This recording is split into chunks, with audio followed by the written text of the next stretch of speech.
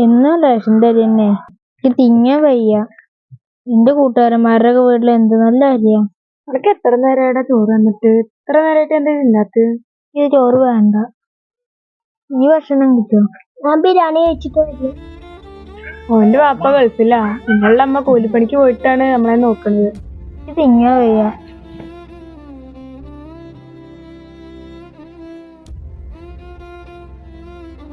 നീ എന്ത് കാട്ടി? ചോറുണ്ട് കളഞ്ഞൂലേ? ഇങ്ങോട്ട് വായോ, നമ്മളുടെ അമ്മ നമുക്ക് വേണ്ടി എന്തോരം കഷ്ടപ്പെടുന്നത് ഞാൻ കാണിച്ചു തരാം.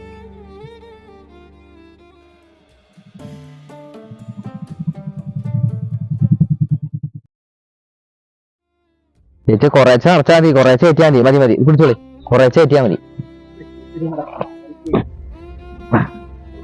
അവിടെ ആ മൂലയിൽ കൊണ്ടിട്ടോളിട്ടാ, കുറേശ്ശെ ഏറ്റിയാൽ മതി.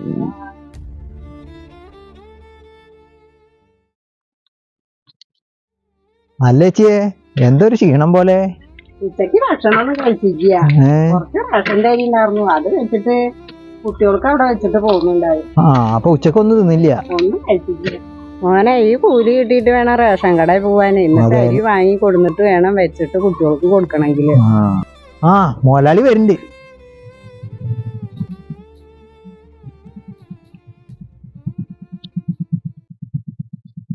ചേച്ചി പിടിച്ചു.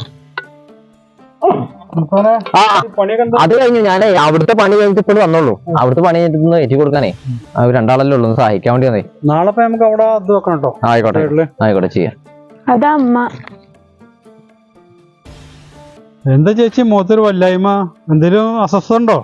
മുതലാളി കുറച്ച് അരി ഉണ്ടായിരുന്നുള്ളൂ, ഒരു അരിയോളം ഉണ്ടായിരുന്നുള്ളൂ. അതുള്ളത് കുട്ടികൾക്ക് വെച്ചു കൊടുത്തു. അത് കാരണം ഞാൻ ഭക്ഷണമൊന്നും കഴിച്ചില്ല ഉച്ചയ്ക്ക്. ഇനി ഇവിടുന്ന് ചെന്നിട്ട് വേണം, ആ കൂലി കിട്ടിയിട്ട് വേണം റേഷൻ അരി വാങ്ങിക്കുന്നത്. അങ്ങനെയായിരുന്നോ? അങ്ങനെ എന്തെങ്കിലും പ്രശ്നങ്ങൾ ഉണ്ടെങ്കിൽ എന്നോട് പറയണ്ടേ? സമയം എന്താ ഇപ്പോ?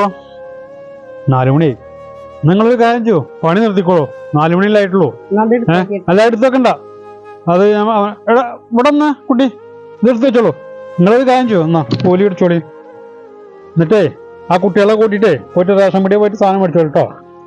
ഇതാ ഇത് എടുത്ത് വെച്ചോ. എന്നിട്ട് പണി മാറ്റിക്കോ.